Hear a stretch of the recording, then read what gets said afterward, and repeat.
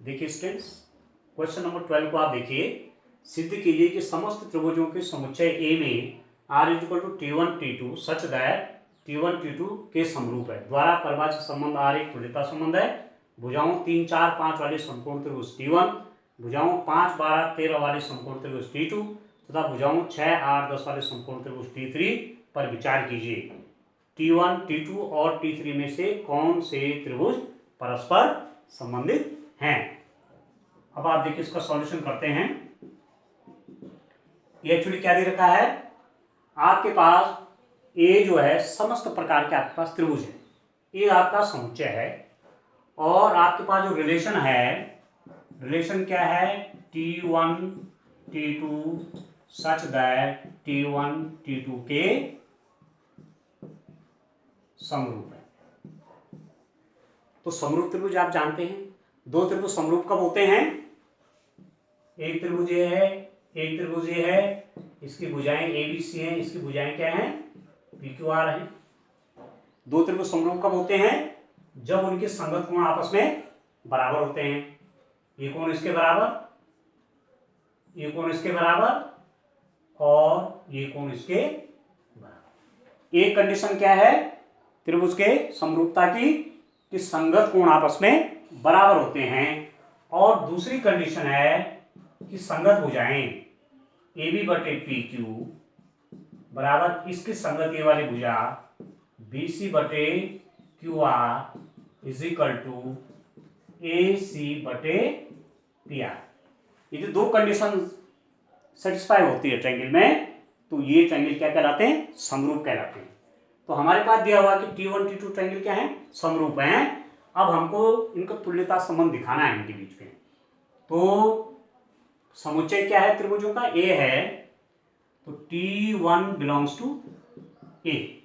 कोई त्रिभुज मैंने लिया समुच्चय ए के अंदर, तो T1 बिलोंग्स टू आर, मतलब T1 त्रिभुज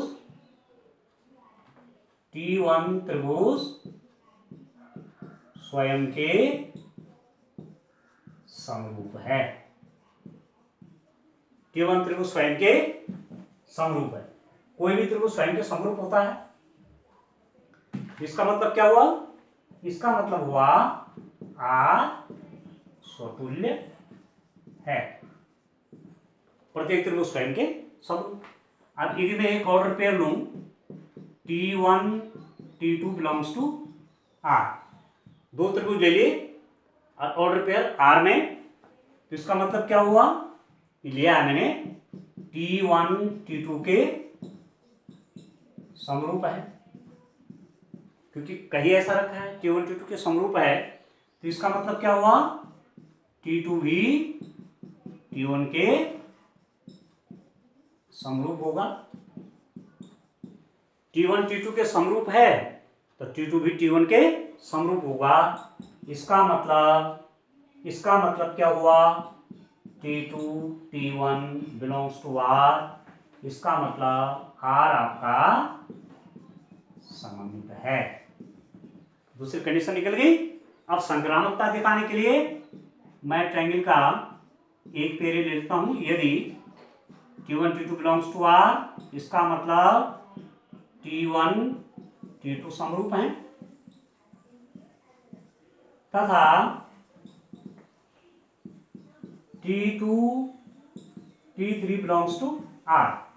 दो ऑर्डर पे ले ले मैंने ट्रायंगल के, T1 T2 belongs to R का मतलब क्या हुआ, T1 T2 के समरूप है, तथा T2 T3 belongs to R का मतलब क्या हुआ, this implies that T2 T3 के समरूप है।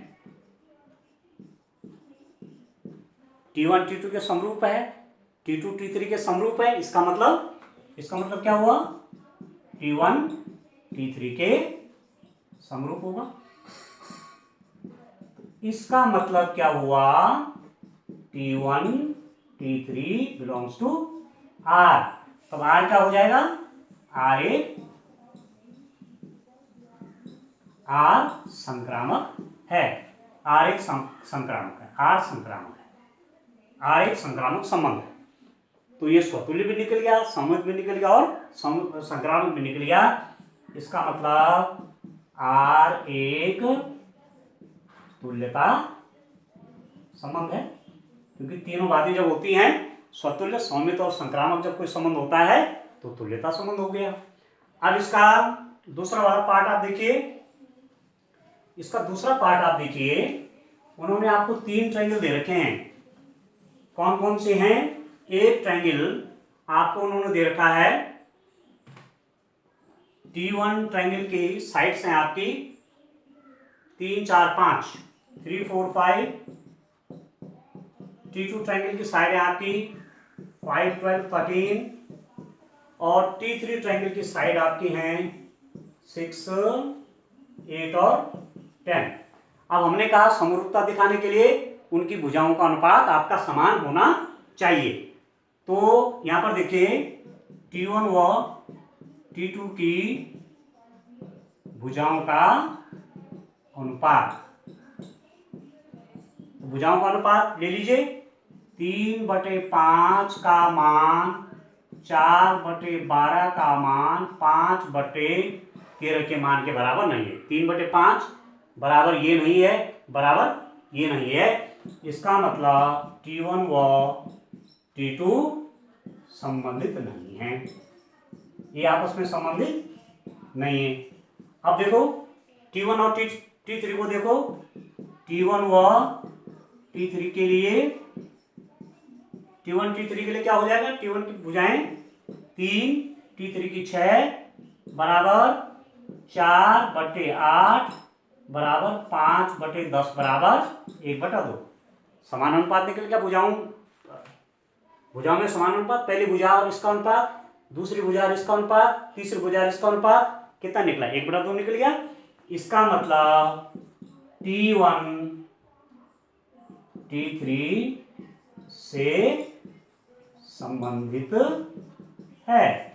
और T2 T3 का देखिए 5/6 का मान, 12/8 का मान और 3/10 के मान भी आपस में बराबर नहीं होते हैं। तो सीधे सीधे आप क्या देख रहे हैं? T1 T3 से संबंधित है, बाकी कोई त्रिभुज आपस में संबंधित नहीं है।